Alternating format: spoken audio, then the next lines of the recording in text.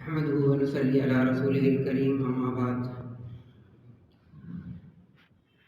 اعوذ بالله من الشيطان الرجيم بسم الله الرحمن الرحيم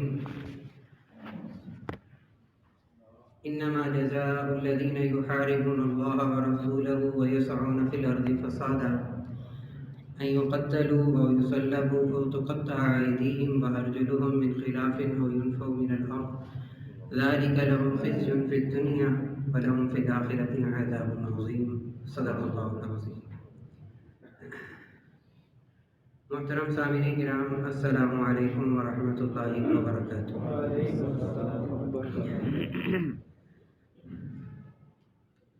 رسول اللہ صلی اللہ علیہ وسلم کی آمد سے پہلے، جسے عام طور پر زمانہ جاہلیت قرار دیا جاتا ہے، واقعتاً جہالت ہی جہالت تھی۔ اسلام نور کی شکل میں آیا جس نے ان اندھیروں کو ختم فرمایا۔ زمانہ جاہلیت کے اندر وہ لوگ تھے تو عرب ہی، ان کے اندر ایک ایسی بری عادت تھی کہ ان کا ذریعہ معاش، کمانے کا جو ذریعہ تھا، کمانے کا جو طریقہ تھا، ایک تو پہلے بیان ہوا کہ سودی کاروبار بہت کرتے تھے، دوسری ان کے اندر یہ تھا ذریعہ معاش کہ لوٹ مار کرتے تھے۔ یہ ان کا مشغلہ بھی تھا۔ پہلے شوقیہ کرتے تھے، پھر جب انہوں نے دیکھا کہ یہ تو آسان ہے کہ جو بھی گزر رہا اسے لوٹ لو تو بہت سارے دن گزر جائیں گے، تو انہوں نے اپنی معیشت صرف اس پر رکھی کہ کہیں سے لوٹ مار کرنی ہے تو کھانا ہے۔ یہ ان کے اندر ایک چیز پیدا ہو گئی۔ پہلے چند قبیلے تھے، پھر بہت سارے قبائل صرف اسی کام کے لیے لگ گئے۔ پھر ان قبائل میں سے کچھ لوگ جتھوں کے طور پر بنے، ان کو وہ شہر سے باہر بھیج دیتے تھے، چنانچہ وہ میدانوں میں چلے جاتے، جنگلوں میں چلے جاتے، پہاڑوں میں چلے جاتے، وہاں رہتے اور دیکھتے کہ کون سا قافلہ، تجارتی قافلہ آ رہا ہے، کہاں سے گزر رہا ہے، ان راستوں پر نقب لگاتے تھے اور جا کر باقاعدہ طور پر ان کو لوٹ لیتے تھے، بعض دفعہ ان لوگوں کو بھی مار دیتے تھے۔ یہ اس معاشرے کے اندر یہ ایک قسم کا رواج کہہ لیں یا ان کا ذریعہ معاش کہہ لیں، ان کی عادت کہہ لیں، کوئی بھی تھا، یہ ان کے اندر ایک چیز نمایاں تھی رسول اللہ صلی اللہ علیہ وسلم کی آمد سے پہلے۔ لہٰذا اس کے بعد لوگوں کے اندر کیا چیز پیدا ہو گئی؟ ایک تو یہ کہ ہمارا مال محفوظ نہیں، ہماری جان محفوظ نہیں، ہمارے کاروبار محفوظ نہیں، ایک قسم کا خوف و ہراس پورے کا پورا پھیل گیا اس معاشرے کے اندر، اور باقاعدہ طور پر ان قبائل کے الگ الگ نام ملتے ہیں جن کا صرف اور صرف کام یہی تھا۔ قبیلہ طے، طے کے ساتھ لکھا جاتا ہے بڑی یہ ڈال کر، قبیلہ طے، یہ مشہور قبیلہ ہوا۔ ان کو لسوس کہتے تھے، لام صاد واو صاد، لسوس۔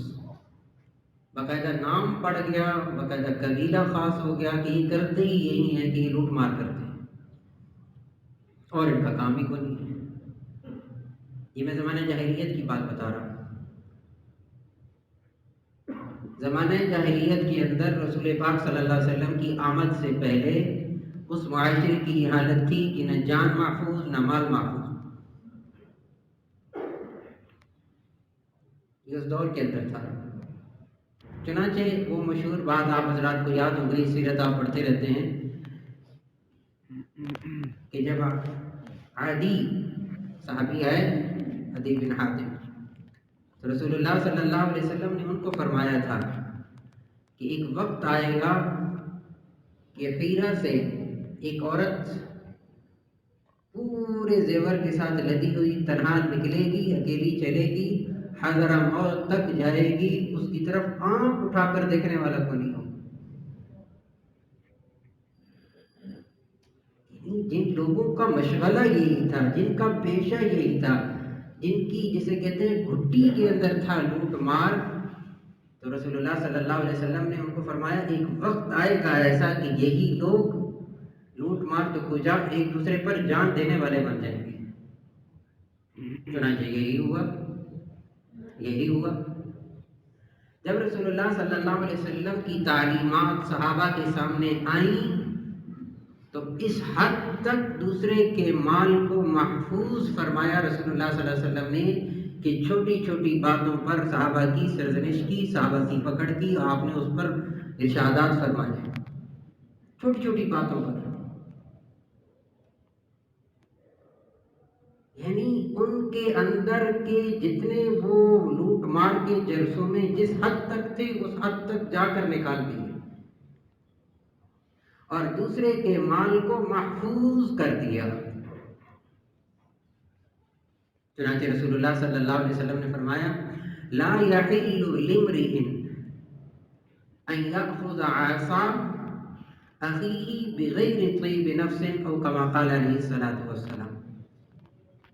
میں نے کہا نا کہ آخر تک، یعنی کہ اس بیماری کا آخر تک خاتمہ فرمایا، اس گندی خصلت کا آخر تک خاتمہ فرمایا، اور آپ نے یہاں تک فرمایا کسی مسلمان کے لیے یہ حلال نہیں، کسی کے لیے یہ جائز نہیں کہ بغیر اس کی خوش دلی کے، ایک ہے اجازت لینا، ایک ہے خوش دلی، دونوں میں بہت فرق ہے۔ اجازت تو بندہ دل نہ چاہتے ہوئے بھی دے دیتا ہے، اجازت تو بندہ کہتا اب کیا ایسے کیا ہے، بس شرم آئی مجھے، میں نے دے دیا، رشتہ داری ہے، دوستی ہے، کیا کروں، دل تو نہیں چاہتا تھا لیکن میں نے کہا چلے۔ آپ نے یہ نہیں فرمایا کہ اس سے اجازت لو۔ کسی مسلمان کے لیے یہ حلال نہیں ہے کہ کسی کی لاٹھی، کسی کا عصا، کسی کا ڈنڈا، چھوٹی سی چیز ہے، عصا کوئی ایسا چیز تو نہیں ہے، خیر آپ بہت قیمتی بھی آ رہے ہیں لیکن عام چیز ہے عصا،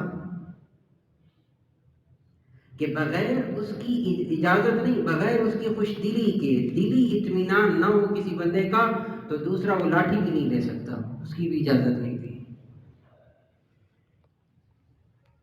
اور ایک روایت کے اندر رسول اللہ صلی اللہ علیہ وسلم نے فرمایا لا يحل مال امرئ الا بطیب نفس او کما قال علیہ الصلوۃ والسلام۔ کسی مسلمان کا مال دوسرے مسلمان کے لیے حلال نہیں ہے سوائے اس کی خوش دلی کے، سوائے اس کی خوش دلی کے۔ وہ تو تھا زمانہ جاہلیت، اور اب ہمارے ہاں بہت سارے دفاتر ایسے ہیں اچھے خاصے ماشاءاللہ دیندار کہلانے والے، کسی کی چابی چھپا لی یا کسی کی چابی کوئی رہ گئی یا موبائل رہ گیا تو بھئی تب ملے گا جب یہ کھلاؤ گے، یہ پلاؤ گے تب ملے گا۔ ایک عام بن گئی، عام ہے، اسے کوئی حرام بھی نہیں سمجھتا، اسے حرام بھی نہیں سمجھا جاتا۔ رسول اللہ صلی اللہ علیہ وسلم نے فرمایا یہ حلال نہیں ہے الا یہ کہ اس کے خوش دلی، وہ خوش دلی کے لیے تھوڑا کھلائے گا، اس کا تو موبائل ہی سارا سرمایہ ہے، وہ چابی کے بغیر تو کچھ بھی نہیں کر سکے گا، نہ اس کی دراز کھلے گی، نہ موٹر سائیکل چلے گا، نہ گاڑی چلے گی، نہ گھر جا سکے گا۔ ظاہر ہے دوست ہیں آپس میں، پھر ایک دوسرے کو کہتے ہیں ہاں جی کیا کھانا چاہیے، کیا پینا چاہیے، ساتھ اوروں کو بھی ملایا جاتا ہے۔ کسی کے مال کا استعمال، میں نے کہا ایک وہ زمانہ تھا کہ جس کے اندر لوٹ مار تھی، ہر ایک کے مال کو جائز سمجھتے تھے، جائز تو کیا معیشت ہی ان کی یہی تھی، ذریعہ معاش ہی ان کا یہی تھا۔ کہاں رسول اللہ صلی اللہ علیہ وسلم کا زمانہ آیا، آپ نے فرمایا خوش دلی کے علاوہ کسی بھائی کا دوسرے کے لیے جائز ہی نہیں ہے، حلال ہی نہیں ہے۔ حضرت عبد الرحمن ابن ابی لیلہ تابعین میں سے یہ کہتے ہیں کہ صحابہ کی جماعت نے یہ بات بیان کی کہ ایک سفر میں تھے، رسول اللہ صلی اللہ علیہ وسلم کے ساتھ تھے، تو کسی صحابی نے کسی دوسرے صحابی کی رسی لے لی، سامان باندھنے والی رسی، وہ نیند میں تھے، سو رہے تھے، انہیں پتہ نہیں چلا، اٹھا لی. جب اٹھا لی تو رسول اللہ صلی اللہ علیہ وسلم کو پتہ چلا. ظاہر وہ پریشان ہوئے کہ پتہ نہیں میری رسی سی کدھر گئی، سفر میں ہوں، مجھے ضرورت تھی. ہلکی سی پریشانی. تو رسول اللہ صلی اللہ علیہ وسلم نے پوچھا کیا ہوا؟ بتلایا گیا کہ یا رسول اللہ کسی نے میری یہ رسی اٹھا لی. تو جس نے اٹھائی تو کہا یا رسول اللہ میں نے مذاق کیا تھا، میں نے تو مذاق کیا تھا یا رسول اللہ. آپ نے فرمایا لا یحل لمسلم ان یروع مسلما، کسی مسلمان کے لیے یہ حلال نہیں ہے، یہ جائز نہیں ہے کہ کسی مسلمان کو ڈرائے. کسی مسلمان کو ڈرائے. اتنی چیزیں ہیں جو آپس میں چھپا لی جاتی ہیں تنگ کرنے کے لیے، یہ اسلام نے تو یہ فرمایا. اور ایک روایت کے اندر تو یہاں تک فرمایا کسی بھی مسلمان کے لیے حلال نہیں ہے کہ مذاق کے اندر یا سنجیدگی کے اندر کسی کا مال لے لے، کسی کوئی چیز اٹھا لے، یہ جائز نہیں ہے. اس حد تک مال کا احترام سکھا دیا رسول اللہ صلی اللہ علیہ وسلم نے صحابہ کرام رضی اللہ تعالیٰ عنہ اجمعین کو. کون؟ جو آپ کی آمد سے پہلے ایک دوسرے کے لوٹ مار کرتے تھے، ان لوگوں کی طرف. نتیجہ کیا نکلا؟ نتیجہ یہ نکلا کہ رسول اللہ صلی اللہ علیہ وسلم اپنی مجلس میں موجود ہیں، صحابہ موجود ہیں. ایک صحابی ہے، کہنے لگے یا رسول اللہ کئی دنوں کا بھوکا ہوں، کھانا کھانا ہے، کچھ کھانے کے لیے نہیں ہے، کچھ کھلا دیں. تو آپ نے سب سے پہلے اپنے گھروں کے اندر بھیجا، جاؤ بھائی کسی گھر کے اندر کو کھانے کے لیے مل جائے تو اس کو کھانا کھلا دیتے ہیں. تو جو آدمی گئے وہ واپس آ گئے، کہنے لگے یا رسول اللہ آپ کے گھر میں کھانے کے لیے کسی کی وہاں کوئی چیز نہیں. آپ نے صحابہ میں اعلان فرمایا کون ہے جو اس مہمان کی مہمان نوازی کرے، باقاعدہ اعلان فرمایا. تو ایک صحابی کھڑے ہوئے کہنے لگے یا رسول اللہ میں اپنے مہمان کو ساتھ لے جاتا ہوں. گھر لائے، اپنی بیوی سے کہا دیکھ یہ رسول اللہ صلی اللہ علیہ وسلم کا مہمان ہے، پتہ مجھے بھی ہے کہ گھر کے اندر کچھ نہیں ہے، تھوڑا بہت ہی ہے، پتہ تو مجھے بھی ہے، لیکن اب کیا کرتا کہ رسول اللہ صلی اللہ علیہ وسلم نے اپنے گھر کے اندر بندہ بھیجا، گھروں کے اندر کہیں سے بھی نہیں آیا کھانے کے لیے، اور بھی کوئی نہیں لے رہا تھا. میں نے ذہن میں تھا کہ تھوڑا بہت تو پڑا ہے، چلے کوئی مہمان کو کھلا دیتے. اب تم ایسا کرنا کہ بچوں کو تو سلا دے پہلا کر، اب کھانا ایک بندے کا ہے تو چراغ صحیح کرنے کے بہانے چراغ گل کر دینا، بجھا دینا، رات کا وقت ہے اندھیرا ہے، اتنا ہی کھانا رکھ دیں گے، مہمان کھا لے گا، مہمان کھا لے گا. چنانچہ انہوں نے ایسا ہی کیا. یہ کون لوگ ہیں؟ یہ وہ معاشرہ ہے کہ میں نے عرض کیا جو دوسروں کے مال کو اپنا حق سمجھتا تھا لوٹنا. یہ وہی لوگ ہیں، یہ وہی لوگ ہیں. ایک وقت کا کھانا وہ بھی قربان کر دیا، کھلا دیا. جب صبح ہوئی سورۃ الحشر کی آیت نمبر 10 انہی پر نازل ہوئی. وَيُؤْثِرُونَ عَلَىٰ أَنفُسِهِمْ وَلَوْ كَانَ بِهِمْ خَصَاصَةٌ، کہ وہ لوگ ہیں جو ترجیح دیتے ہیں اپنے اوپر دوسروں کو، خود بھوکے رہتے ہیں. آج تک موجود ہے ایک آیت وَيُؤْثِرُونَ عَلَىٰ أَنفُسِهِمْ وَلَوْ كَانَ بِهِمْ خَصَاصَةٌ. وہ مشہور واقعہ میں کئی بار سنا بھی چکا ہوں، صرف حوالہ دوں گا. یرموک کی لڑائی کے اندر عین موت کے وقت زخموں سے چور ہیں، پانی کی طلب ہے، ایک گھونٹ پانی مل جائے زندگی شاید بچ جائے. اس موقع پر محمد الرسول اللہ صلی اللہ علیہ وسلم کا تربیت یافتہ کس کو ترجیح دے رہا ہے؟ یعنی اس سے بڑھ کر قربانی کی، اس سے بڑھ کر ایثار کی، اس سے بڑھ کر دوسروں کو ترجیح دینے کی مثال آپ نہیں دکھا سکتے. کہ نہیں مجھے نہ پلایا جائے، میرے ساتھ والے کو پلا دیا جائے، ساتھ والے کو پلا دیا جائے. چنانچہ تینوں شہید ہو گئے. ایسی تربیت کی. پھر آپ وہ قصہ پڑھتے ہیں، وہ بکری کی سیری والا. ایک گھر کے اندر بکری کی سیری پکانے کے لیے آئی تو اس نے صرف اس نیت سے آگے بھجوا دی تھی کہ میرے سے زیادہ مستحق بہتر ہے کہ میرا ساتھ والا پکا لے، میرا ساتھ والا پڑوسی پکا لے، میری خیر ہے۔ چنانچہ آپ پڑھتے ہیں 7 گھروں کا چکر کاٹ کر سیڑھی وہیں پہنچتی ہے پھر اس گھر کے اندر۔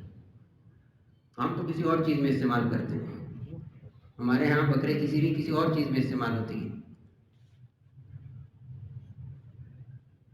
ایثار یہاں تک سکھلا دیا۔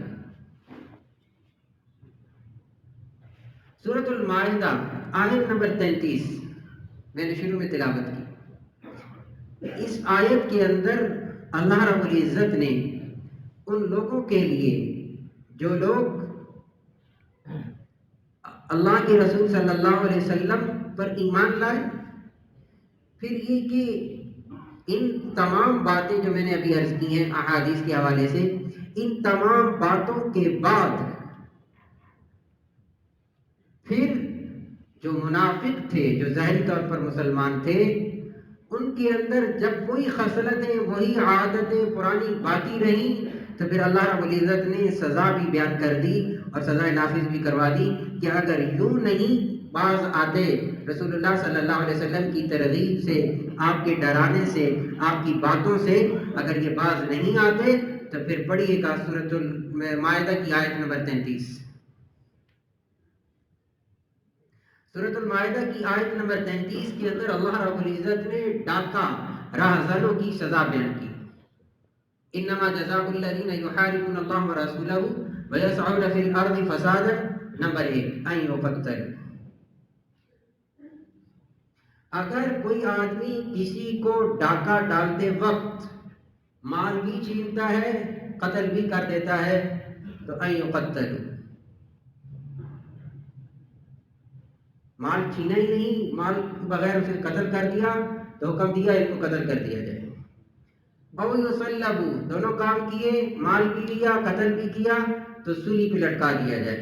اور یہ سولی پہ لٹکانا جیسے ہمارے یہاں سولی دی جاتی یہ نہیں ہوتی تھی، زندہ لٹکایا جاتا تھا اور اس پر تیروں کی بارش کی جاتی تھی۔ او یصلبوا، اگر صرف مال لوٹا، قتل نہیں کیا، صرف مال لوٹا، کسی کو قتل نہیں کیا، یہ قرآن مجید کی آیت کا ترجمہ ہے۔ او تقطع ایدیہم وارجلہم من خلاف، تو ان کے مخالف سمت میں ہاتھ اور پاؤں کاٹو۔ چوری کے اندر صرف ہاتھ کاٹا جاتا ہے، چوری کے اندر صرف ہاتھ کاٹا جاتا ہے۔ ڈاکے کے اندر کیا ہے؟ ہاتھ بھی کاٹ دو، پاؤں بھی کاٹ دو۔ دایاں ہاتھ کاٹا ہے تو بایاں پاؤں کاٹو، بایاں ہاتھ کاٹا ہے تو دایاں پاؤں کاٹو۔ اور تقطع ایدیہم وارجلہم من خلاف، ابو برزہ اسلمی، اس کا معاہدہ ہوا رسول اللہ صلی اللہ علیہ وسلم کے ساتھ، معاہدہ صلح پر ہوا، اس نے معاہدے کی خلاف ورزی کی، نمبر 1۔